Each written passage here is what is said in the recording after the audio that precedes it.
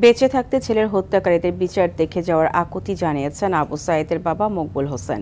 দুপুরে মানবতা বিরোধী অপরাধের মামলায় সাক্ষ্য দেওয়ার সময় আদালতে এই দাবি জানান তিনি। বিচারপতি নজরুল ইসলাম চৌধুরীর নেতৃত্বে আন্তর্জাতিক অপরাধ ট্রাইব্যুনাল ২-এ ৩ বিচারকের প্যানেলে এই সাক্ষ্য গ্রহণ হয়। বিস্তারিত আলওয়ান খানের রিপোর্টে।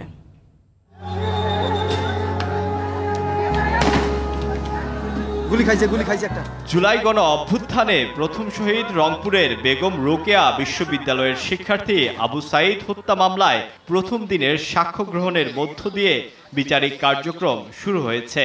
বৃহস্পতিবার আন্তর্জাতিক অপরাধ ট্রাইব্যুনাল ২-এ আবু সাঈদের বাবা মকবুল হোসেন সন্তানের পক্ষে সাক্ষ্য দেন। জবানবন্দি প্রদানকালে উনি বারবার আবেগ আপ্লুত হয়ে কান্নায় ভেঙে পড়েছেন ডকে। সাক্ষ্য দিতে এসে জানান স্বপ্ন ছিল জীবদ্দশায় দেখে যাবেন সন্তান পড়ালেখা শেষে চাকরি পেয়েছে, কিন্তু সেই স্বপ্ন পূরণ হলো না।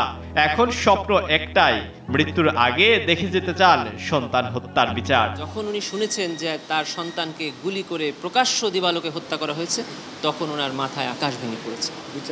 সেজন্যই উনি চেয়েছেন যে আমার ছেলে বড় হবে, এই স্বপ্ন তো আমি পূরণ হয়েছে দেখে যেতে পারলাম না। আমার একটি স্বপ্ন, সেটা হলো আমার জীবদ্দশায় আমার সন্তানের হত্যাকারীদের বিচার আমি দেখে যেতে চাই। এদিন গুমের মামলায় সাবেক র্যাব কর্মকর্তা আলেপ উদ্দিন ও মহিউদ্দিন ফারুকের বিরুদ্ধে ৩০ নভেম্বর তদন্ত প্রতিবেদন দাখিলের নির্দেশ দেন ট্রাইব্যুনাল ২।